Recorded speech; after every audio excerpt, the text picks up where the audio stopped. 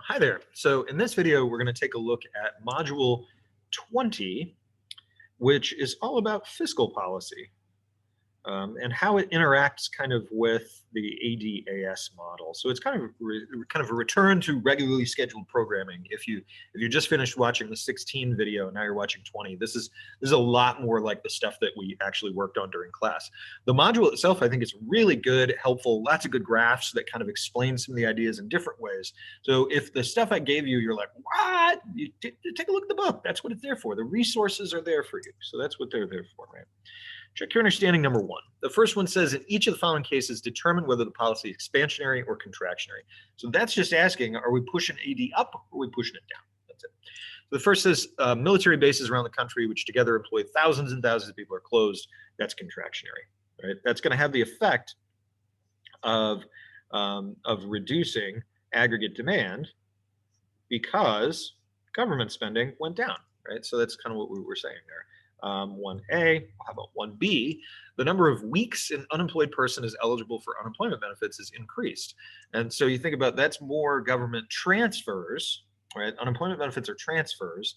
And so that's putting money into people's pockets, more money into people's pockets. So consumption spending, we would expect, would go up, right? So that's going to expand, expansionary. And that's again because AD goes up, because C goes up, because transfers go up, right? This is kind of our line of chain of thinking, right? And in fact, you could reverse that and say transfers go up, therefore C goes up, therefore AD goes up, therefore expansionary. Let's try that on the next one. Let's see what it says. The federal tax on gasoline is increased. Okay, so let's kind of walk our way through this one. Taxes go up, and therefore, what happens?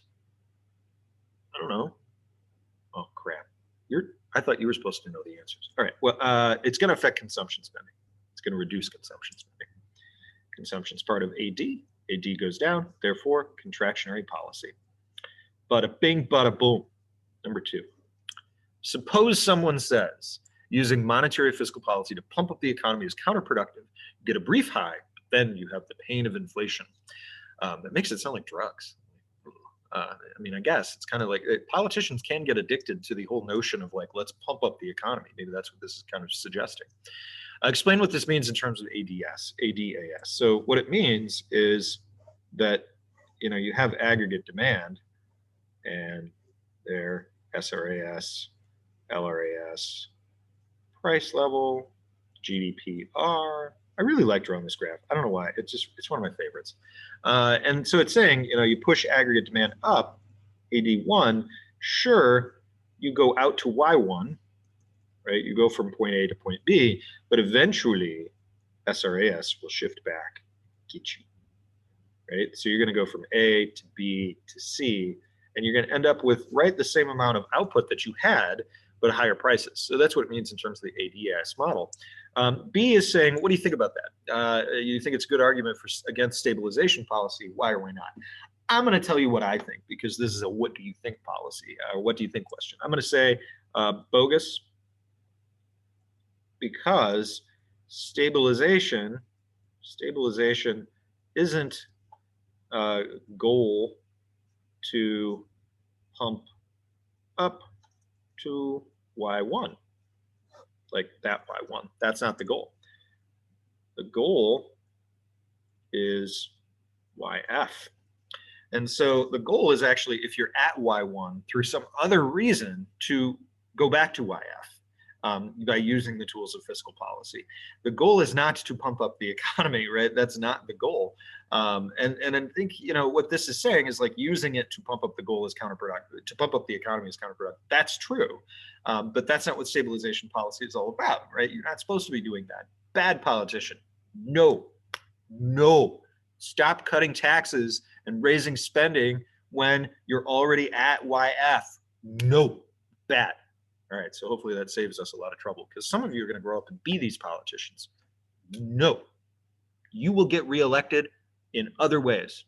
Do not manipulate the economy to your advantage. Stop it. See, if only, right, you just put me in charge of Twitter and things like that, you'd really solve a lot of problems. Which of the following contribute That's stupid. Which of the following contributes to the lag in implementing fiscal policy? There's a lot of reasons. We talked about in the lecture that it takes time for them to recognize it. So that's 3. It takes time for them to collect the data. Yeah, all of those are problems. So fiscal policy, right? You have these automatic ones that are really nice, but when you're trying to pass a relief bill and help people in a pandemic, there's a time lag, and it takes a while. Government transfers, which of the following? Social Security, yeah. Medicare, Medicaid, yeah. Unemployment, yeah. All of them, yep. These are great questions, by the way, and so these questions will appear on the quiz. Which of the following is an example of expansionary fiscal policy? A tricky question. Now be very careful. This type of question shows up a lot. Notice the word between expansionary and policy is fiscal. That means taxes and spending and transfers. It doesn't mean the other monetary stuff. So taxes, spending, and transfers. Notice that D and E in this list, interest rates and money supply, those aren't fiscal policy.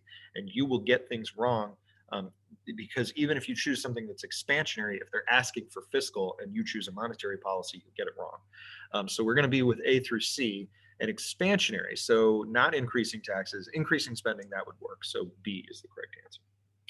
Number 4. Which of the following would combat inflation? So in other words, which would bring price levels down? What's a fiscal policy that would work in reverse from what the picture we just drew was? Decreasing taxes, no, that would make the problem worse.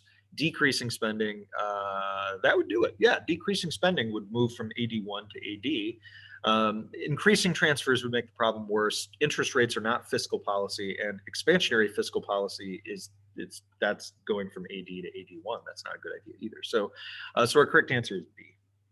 Cut government spending if you wanted to reduce that. Income tax rebate. So this is terminology that's in this module that explains some of the different wonky little terms about taxes you might see. Again, useful to skim through. Tax rebate is just like a tax cut, right? It's like, let's give you a little off your taxes.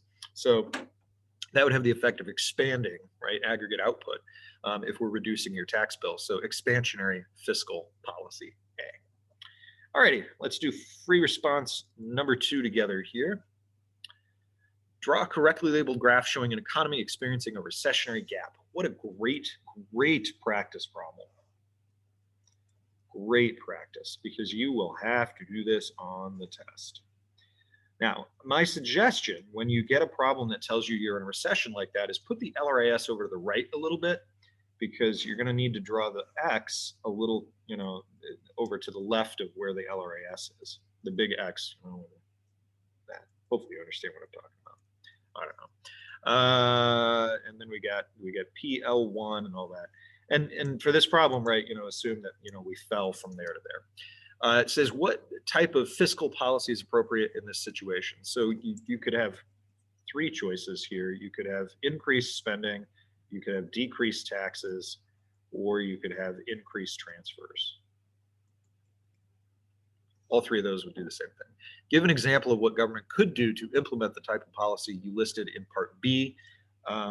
C is give Mr. G a $2,000 stimulus check.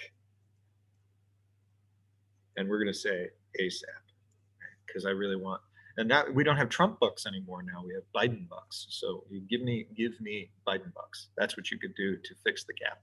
All right. Hopefully this helped you. I'll see you next time.